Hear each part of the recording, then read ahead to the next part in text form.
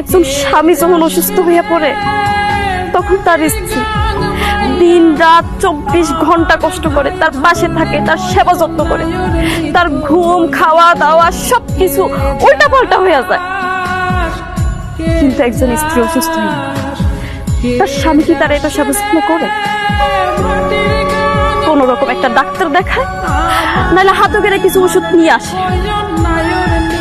আর যদি রোগটা একটু কঠিন হয়, জটিল হয়, তখন স্বামী আর তার পরিবার এটাই চিন্তা করে যে এই বউটা কোন দিন মারা যাইব আর আমার ছেলে আরেকটা বিয়ে করবে।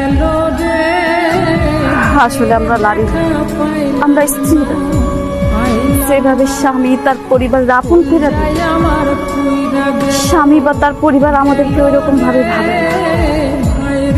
শ্বশুর শাশুড়িরা আমরা যেরকম বাপ মার মতো মনে করি না, তারা কিন্তু আমাদেরকে মেয়ের মতো মনে করে না।